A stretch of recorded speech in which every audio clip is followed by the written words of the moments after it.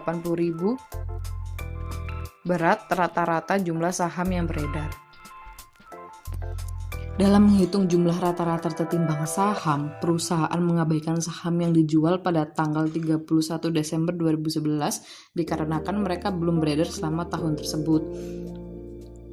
Darin kemudian membagi jumlah rata-rata tertimbang saham menjadi pendapatan dari operasi dan pendapatan untuk menentukan laba per saham. Hal ini mengurangi dividen preferensinya sebesar $100.000 dari pendapatan operasi berkelanjutan sebesar $580.000 untuk sampai pada pendapatan dari operasi berkelanjutan yang tersedia bagi pemegang saham biasa sebesar $480.000. Jumlah tersebut berasal dari $580.000 dikurangi dengan $100.000.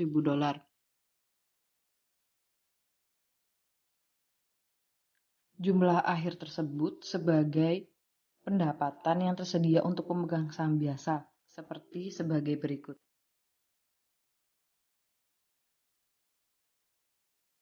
Selanjutnya pada pendapatan tersedia untuk pemegang saham biasa. Di sini dalam tabel terdapat 3 kolom. Yang pertama, kolom A ada informasi pendapatan. Kolom B ada saham tertimbang dan kolom C ada laba per saham yang diperoleh dari pembagian dari kolom A dan B. Nah, untuk pendapatan dari operasi berkelanjutan tersedia untuk pemegang saham biasa, di sini di kolom A terdapat di informasi pendapatan terdapat $480.000 yang berasal dari $580.000 dikurangi dengan $140.000. Kemudian pada kolom B saham tertimbangnya ada $480.000 sehingga laba per sahamnya ada $1 yang diperoleh dari pembagian $480.000 dibagi dengan $480.000. Selanjutnya yang kedua, ada keuntungan dari operasi yang dihentikan.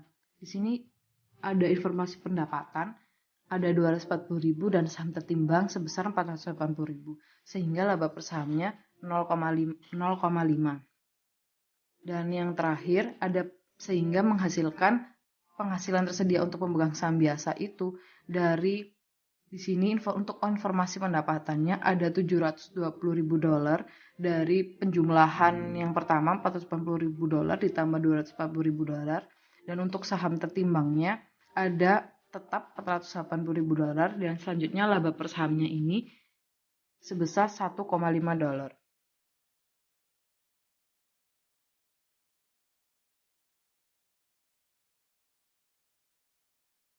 Darin juga harus mengungkapkan jumlah per saham untuk keuntungan pada operasi yang dihentikan baik pada wajah laporan laba rugi atau dalam catatan atas laporan keuangan.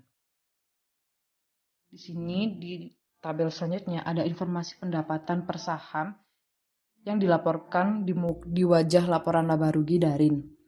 Bisa kita lihat untuk penghasilan dari operasi berkelanjutan terdapat $580.000, keuntungan dari operasi yang diberhentikan setelah pajak ada $240.000 yang kemudian menghasilkan penghasilan bersih sebesar $820.000. Dan selanjutnya ada laba per saham. Di sini sama seperti di atas. Penghasilan dari operasi berkelanjutan ada $1. Keuntungan dari operasi yang diberhentikan ada $0,5 dan penghasilan bersihnya sebesar $1,5. Selanjutnya, laba per saham, struktur modal kompleks. Struktur modal kompleks terjadi ketika perusahaan memiliki efek konversi, opsi, waran, atau hak yang pada saat konversi atau eksekusi yang dapat mendilusi laba per saham.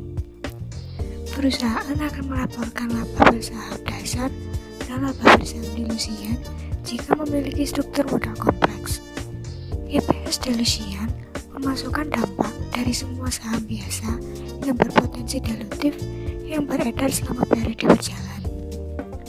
Perusahaan dengan struktur modal kompleks tidak akan melaporkan EPS dilusian jika efek dalam struktur modalnya bersifat anti-dilutif. Efek yang bersifat anti-dilutif adalah efek yang pada saat konversi atau eksekusi akan menambah laba per saham atau mengurangi rugi per saham. EPS dasar dan EPS dilusian memiliki hubungan antara satu sama lain. EPS dasar dan EPS dilusian bertujuan untuk menginformasikan kepada para pengguna laporan keuangan tentang bagaimana situasi yang mungkin bisa terjadi. Rumus untuk IPS dasar adalah laba neto dikurangi dividen saham preferen dibagi dengan rata-rata tertimbang saham beredar. Namun untuk IPS delusian, rumusnya adalah laba neto dikurangi dividen saham preferen dibagi dengan rata-rata tertimbang saham beredar sama seperti IPS dasar, namun dikurangi dengan dampak konversi dan juga dikurangi dengan dampak opsi waran dan efek dilutif lainnya. Yang akan kita bahas dalam laba per saham struktur modal kompleks adalah IPS delusian untuk efek konversi dan juga IPS delusian untuk opsi saham dan waran. IPS delusian efek konversi.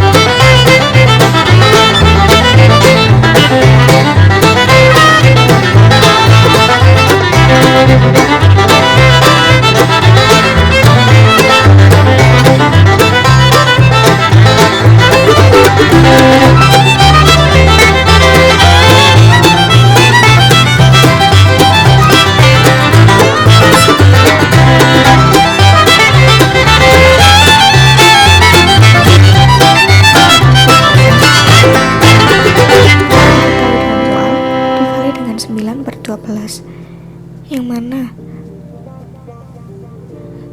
9/12 tersebut merupakan saham yang dianggap telah beredar pada tanggal 1 April sampai dengan akhir tahun, dikali 1 dikurangi tarif pajaknya 0,40, sehingga diketahui untuk penyesuaian bunganya sebesar 35.000 untuk yang 7%, sehingga diketahui laba itu disesuaikan sebesar $283.200. Selanjutnya menghitung jumlah rata-rata tertimbang saham yang beredar. Jumlah rata-rata saham yang beredar sebesar $100.000 ditambah dengan saham yang diasumsikan akan diterbitkan, yang mana pada awal tahun sebesar 6% dibentur, yaitu sebesar $20.000, dan 7% dibentur pada tanggal penerbitan 1 April sebesar $24.000. sehingga diketahui jumlah rata-rata tertimbang untuk saham yang disesuaikan untuk efek dilutif sebesar 100.